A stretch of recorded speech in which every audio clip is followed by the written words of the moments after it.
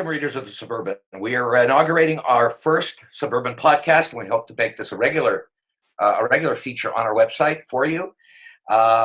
It's a very difficult time right now. We hope the more communication, the more input you've got with us directly, not just through reading, although that's important, will help, and it'll give you a greater experience with us. We will be having guests on issues of the day. Sometimes you'll just be hearing me a couple of times a day, just let loose with something that bothers me or something I think you should know about. We know this is a really difficult time. We had a lot of response, for example, this week to our editorial for the greater good.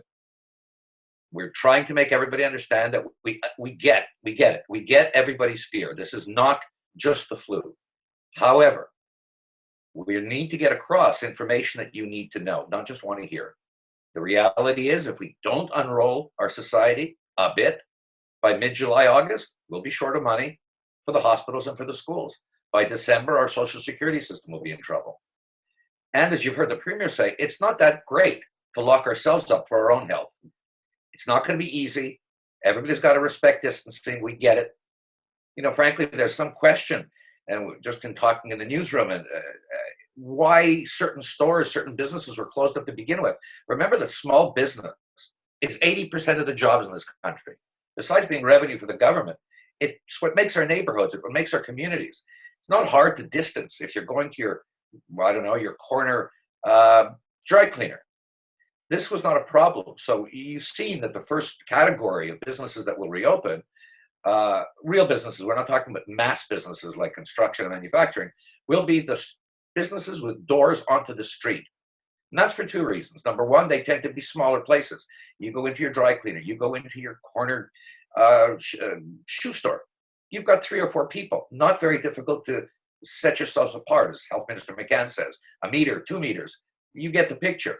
You don't want to be in anybody's face. You don't want to get expectorants. So all these stores have been closed for 6 weeks. They've let their staff go. That puts pressure on the government, social security system, the EI system. But it also takes away places where communities build each other. It's the mortar between us. It's what keeps our bricks together.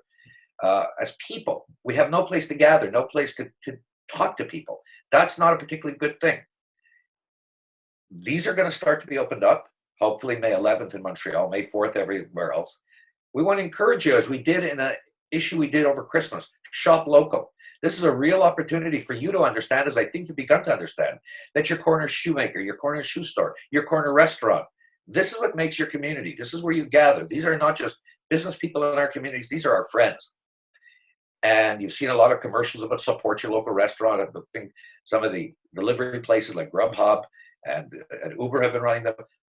This is a real thing. This comes back to us, not only in money, not only in tax dollars that support our social systems, but in our personal relationships. They're there for us. I can't tell you how many times I've gone through the city, and we're front line on this. So yes, we've been working from enclosed spaces, but when we have to go out, we go out. And I can't tell you how many times I've seen small little restaurants. We've got a story on it in the paper this week on Restaurant K and NDG, but there are so many others, countless others in every neighborhood who go out. They actually call people. They'll call regular customers or seniors who are simply shut in. They'll ask them if they want something. They'll ask them if they need something. This is important. It's a glimmer of normalcy that's going to come back. We're not going to get over this very quickly. We've got, a good year, at least, if not more, of a new abnormal. But we can gentle that abnormal. We can make it more efficient. We can make it possible for government to fund the things we need funded. But our lives have to start up. It's not that great to sit inside completely without breathing the air. Your immune systems are going to get a little docile. This is not the common word to use for all this.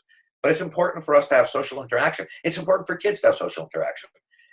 It's a little harder keeping them distanced, but it's important to get out. It's important to see the building blocks of our community operate again.